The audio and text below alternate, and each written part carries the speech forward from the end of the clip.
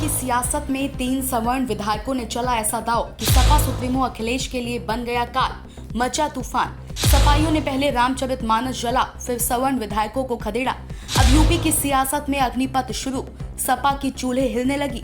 राकेश प्रताप सिंह ने दिया ऐसा ट्रेलर कि बंद कमरे में सिसकियां ले रहे अखिलेश।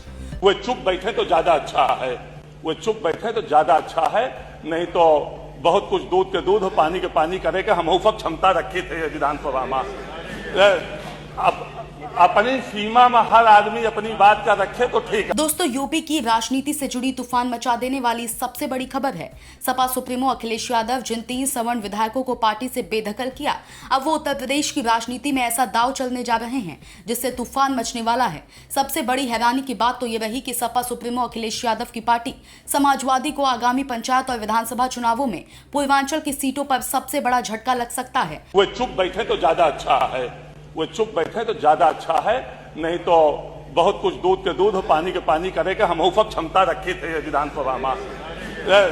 अब अपनी सीमा में हर आदमी अपनी बात का रखे तो ठीक है। उत्तर प्रदेश की राजनीति में पहली बार रामचरितमानस बनाम पीडीए का वो तूफान जिसने समाजवादी पार्टी की नींव हिला दी है। अखिलेश यादव जिन 3 सवर्ण विधायकों को अपनी पार्टी से खदेड़ा, उनमें गौरीगंज के राकेश प्रताप सिंह, ऊंचाहार से मनोज पांडे और गोसाईगंज से अभय सिंह हैं। इन विधायकों ने सीधे सीधे समाजवादी पार्टी को ऐसी चुनौती दे डाली जिसके जवाब में अखिलेश पार्टी से ही खदेड़ दिया। वो चुप बैठे तो ज्यादा अच्छा है, वो चुप बैठे तो ज्यादा अच्छा है, नहीं तो बहुत कुछ दूध के दूध और पानी के पानी करेगा। हम सब क्षमता रखी थे विधानसभा में।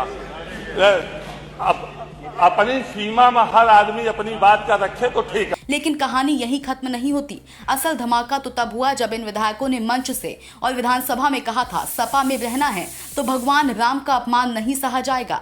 वो भी तब जब सपा के मंच से रामचरितमानस को जलाया जा रहा था और समाजवादी नेता स्वामी प्रसाद मौर्य आपत्तिजनक टिप्पणियां कर रहे थे। अखिलेश यादव मंच पर मौजूद थे और सब चुप रहे। उसी दिन राकेश प्रताप सिंह ने ट्रेलर दिखा दिया था और आज फिल्म रिलीज हो गई। अखिलेश ने पीडीए, पिछड़ा, दलित, अल्पसंख्यक का नया गठजोड़ बनाकर सवर्णों को सियासी किनारे ढकेलने की जो रणनीति बनाई थी, उसका सबसे बड़ा विरोध उन्हीं की पार्टी के भीतर से हुआ और अब लड़ाई खुलकर है। पीडीए बनाम सवर्ण, यानी वोटों की रेस में भावनाओं की हुंकार है। वो चुप बैठे तो ज्यादा अच्छा है, वो चुप बैठे तो ज्यादा अच्छा है, नहीं तो बहुत कुछ दूध के दूध और पानी के पानी करेगा। हम सब क्षमता रखी थे विधानसभा में। अब अपनी सीमा में हर आदमी अपनी बात का रखे तो ठीक है। समाजवादी पार्टी अब पूरी तरह एक जातीय समीकरण पर सवार है जिसका सीधा मकसद है ओबीसी, दलित और मुस्लिम वोटों को एकजुट कर सत्ता में वापसी। लेकिन सवाल ये, क्या ये पीडीए मॉडल बिना सवर्णों के टिकेगा? क्योंकि अब यूपी में एक नई लकीर खिंच गई है। ब्राह्मण, ठाकुर और वैश्यों को लगने लगा है कि समाजवादी पार्टी सिर्फ वोट की मशीन है, धर्म की नहीं, परंपरा की नहीं, सम्मान की नहीं। और यही दर्द लेकर ये तीनों विधायक बगावत पर उतर आए हैं। अंदर की खबर यह है कि बीजेपी के साथ इनकी बातचीत चल रही है और जल्द ही ये तीनों मिल सकते हैं भगवा झंडे के साथ, क्योंकि अखिलेश यादव की नई राजनीति कह रही है, सवर्ण अब जरूरी नहीं। लेकिन सवर्णों का गुस्सा कह रहा है, पीडीए सिर्फ एक प्रयोग है, आत्मसम्मान कोई प्रयोग नहीं। वो चुप बैठे तो ज्यादा अच्छा है, वो चुप बैठे तो ज्यादा अच्छा है, नहीं तो बहुत कुछ दूध के दूध और पानी के पानी करेगा। हम सब क्षमता रखी थे विधानसभा में। अब अपनी सीमा में हर आदमी अपनी बात का रखे तो ठीक है। क्या ब्राह्मण बनाम पीडीए की लड़ाई 2027 के यूपी चुनाव की स्क्रिप्ट लिखेगी? क्या रामचरितमानस का अपमान मुद्दा बनेगा या सिर्फ भुला दिया जाएगा? और सबसे बड़ा सवाल, क्या सपा के भीतर से ही टूटेगा सपा का खेल? आज की ये कहानी सिर्फ पार्टी से निकाले गए इन 3 विधायकों की नहीं है। ये कहानी है उस भावनात्मक तूफान की जो यूपी के सियासी मैदान को एक बार फिर जातीय ज्वालामुखी में बदल सकता है।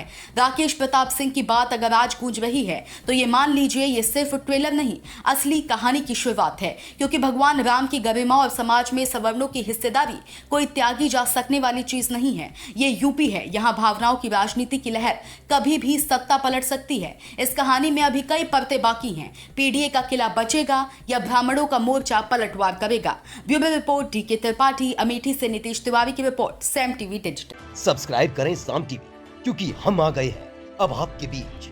दिखाएंगे सत्ता के वादों और अपराधियों के एक एक कारनामे की हकीकत। और हाँ, अगर आपके पास भी हो कोई ऐसी खबर तो कमेंट करके हमें बताएं, क्योंकि बिना डर और दबाव के हम दिखाते हैं हर एक खबर डंके की चोट पर।